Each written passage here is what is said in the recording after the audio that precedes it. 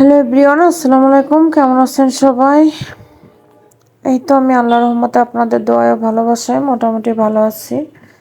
সকালের নাস্তায় রুটি ডিম ভাজি করে দিয়েছিলাম, ডাল ছিল, চা, এগুলো খেয়ে আমার বাবাই সোনাটা স্কুলে চলে গিয়েছিল।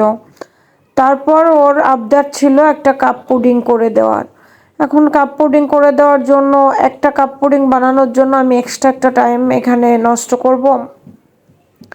বুদ্ধি থাকলে যেটা হয় আর কি, আপনারাও এভাবে ঝটপট বাচ্চার জন্য তৈরি করে দিতে পারেন। আমি দুধ গরম করে নিলাম, ফ্রিজে দুধ ছিল, সেই দুধটা একটু গরম করে নিয়েছি।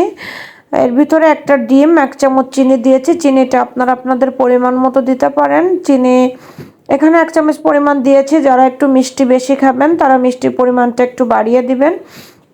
দিয়ে ডিমটার সঙ্গে আর সামান্য একটু লেবু চিপড়ে নিয়েছি, আর একটুখানি এলাচ গুঁড়ো দিয়েছি, সামান্য পরিমাণ 2-3 ফোঁটা লেবু দিবেন যাতে ডিমের ব্যাড স্মেলটা চলে যায়। এভাবে আমি আর চাকতে যাইনি, মানে ঝটপট বাচ্চাও খুশি থাকবে, আমারও বাচ্চার আবদারটা রাখা হবে। আর আলাদা করে আর করতে গেলাম না। ভাতটা যখন আপনার 80%-এর মতো কুক হয়ে গিয়েছে তখন ভাতের মাড়টা গেলে ফেলে দিয়ে ভাতের নিচে কিছুটা পানি ছিল, তার উপরে আমি একটু জায়গা করে বসিয়ে দিয়েছিলাম। কিন্তু কাজটা একটু সাবধানে করতে হবে যেন ডিমটা ভাতের ভিতরে না পড়ে যায়, তাহলে তো সব কিছুই শেষ। তারপর পাশের চুলাতে আমি ডিম আলুর তরকারি রান্না করে নিব। আমার বাবা এটা তো স্কুলে ছিল, এই জন্য আমি একটু রান্নাটা ঝটপট করে করতেছিলাম যেন স্কুল থেকে আসার পর খাবারটা খেতে পারে। কারণ অনেক ভোরে সেই 7টা 7:30টার সময় ও নাস্তা করে বেরিয়ে যায়, ওর নাকি নিজেরই মনে থাকে না যে ও কী দিয়ে নাস্তা করে গিয়েছে, ঘুম ঘুম চোখে। যাক, আর অল্প কিছুদিন কষ্ট তো করতেই হবে, পরীক্ষা সামনে। বর্তমানে বাচ্চা কাচ্চা মানুষ করা মানুষের জন্য একটা চ্যালেঞ্জিং বিষয় হয়ে গিয়েছে। আমরা কখনো এত টাকা পরীক্ষার ফিস দিয়ে এত টাকা করে আমরা বাচ্চা কাচ্চা পড়াশোনা করাই নাই। আমার দেখি রবি সোমবার পর্যন্ত স্কুলে যেতে হবে, অ্যাডমিট দিবে, বেতন, তারপরে আরও কি কি সহজানো টাকা ধরেছে। পরীক্ষার ফি 500, প্রায় 1000 টাকার মতো, 1000 টাকায় স্কুলে দিতে হবে, নইলে ছেলেটা বার্ষিক পরীক্ষা দিতে পারবে না। 500 টাকা পরীক্ষার ফি আমি লাইফে প্রথম শুনলাম। আমি তখন প্রশ্ন করলাম যে এর আগে যে 500 টাকা পরীক্ষার ফি নিলেন, কোটা আন্দোলনের জন্য পরীক্ষাটা বন্ধ হয়ে গেল, এই টাকাটা কি হবে?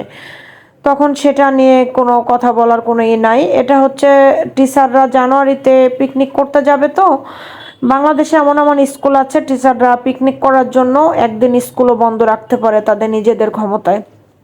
দেখেন আমার পুডিংটা কত সুন্দর হয়ে গিয়েছে, মাত্র 20 মিনিট আমি পুডিংটা তৈরি করে ফেলেছি। তারপর আমি কুসুম গরম দুধের ভিতরে কিন্তু ওটা মিশিয়ে শুধুমাত্র কাপে আর একটু ক্যারামেল করে নিয়েছিলাম, সামান্য একটু, কিন্তু ক্যারামেলের কালারটা অতটা ডিপ হয়েছিল না, যেহেতু অল্প ছোট্ট একটা পুডিং।